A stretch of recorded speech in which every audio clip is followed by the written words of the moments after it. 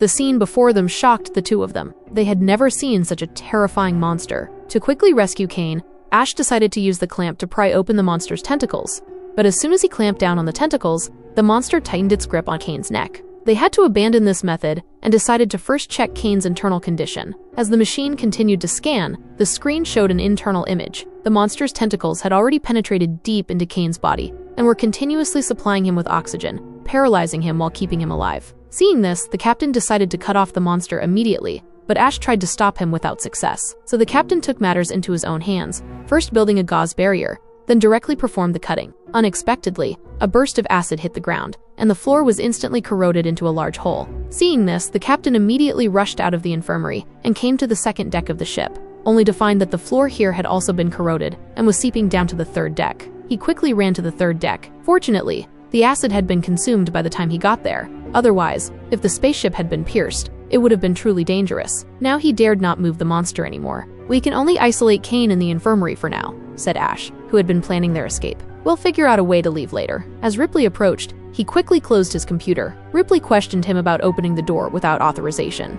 as it could endanger the entire crew. Ash replied, "You have to do your duty, and so do I." On the surface, this answer seemed reasonable, but if you've watched the entire movie, you'll know that Ash meant something else by duty. Ripley, apparently not having seen the movie, didn't say anything and left. After an unknown amount of time, the crew returned to the infirmary to find that the creature had disappeared.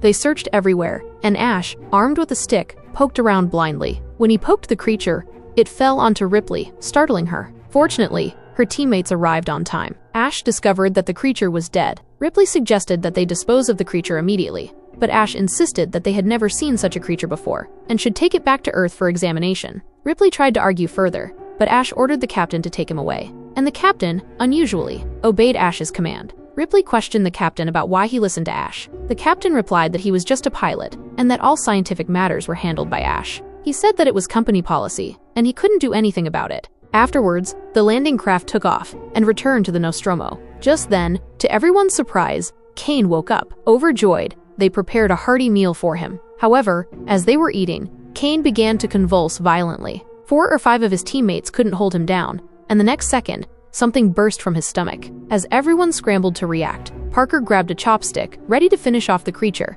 but Asha stopped him. After the creature had escaped, the crew realized what had happened and quickly fashioned an electric prod and a motion detector. They then split up to search the ship. Soon, Ripley detected movement coming from a nearby locker. The 3 of them readied themselves, and as the locker door opened, a tabby cat darted out. Despite being trapped, the cat managed to escape due to Brett's hesitation. Annoyed, Parker ordered Brett to retrieve the cat, as its movement would interfere with their search. Reluctantly, Brett went to catch the cat, but as soon as he found it, a Type B alien appeared behind him. Seeing this, the cat retreated back into the locker. By the time Brett realized something was wrong, it was too late. Brett was dragged into the ventilation shaft. The captain said the shaft led directly to the docking bay, where there was only one maintenance hatch. If they could drive the alien to the docking bay, they could throw it into space. So the captain personally entered the ventilation shaft to chase the alien. Sure enough, he soon detected the alien's signal. But just as the captain got closer to the alien, the signal suddenly disappeared. The captain also touched a sticky liquid,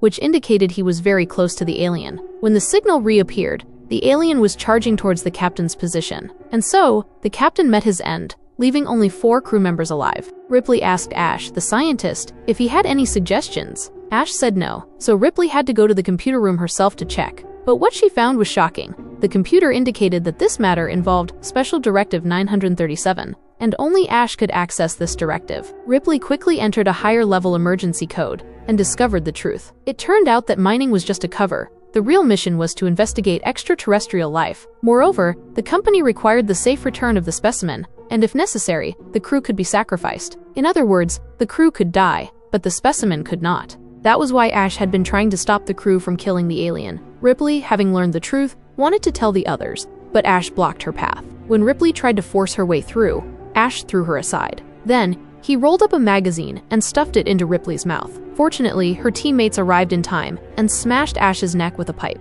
That's when they realized that Ash was actually an android. Parker then continued to attack Ash until he was completely disabled. The crew finally decided to destroy the ship and escape in the shuttle. So Ripley went to start the shuttle, while Parker and Lambert went to load the coolant. But just then, the aliens suddenly appeared. Seeing the aliens so close, Lambert was so terrified that she froze in place. No matter how much Parker called to her, she wouldn't move. Having no choice, Parker rushed forward to rescue her, but was immediately grabbed by the alien. Even so, Lambert still didn't move, and she was eventually killed by the alien's tail. When Ripley heard the noise and rushed over, it was too late. Only her teammates' bodies remained. Knowing she couldn't wait any longer, she immediately activated the ship's self-destruct sequence. After that, she quickly returned to the shuttle. But even in such an urgent situation, she didn't forget to bring the cat with her. Just a second before the ship exploded, she managed to escape. Watching the spectacular explosion in front of her, she finally breathed a sigh of relief. Then she put the cat into the hibernation chamber and decided to take a shower.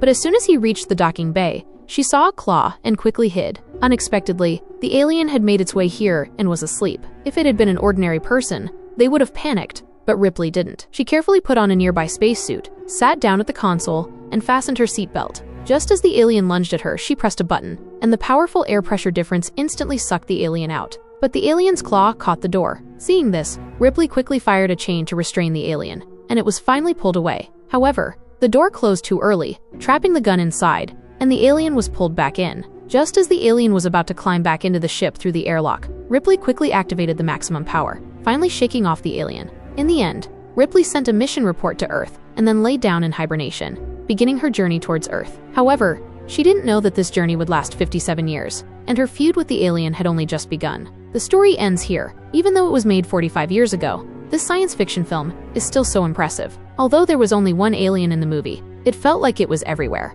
It was truly amazing. That's it for this story. Remember to like and subscribe, and see you next time.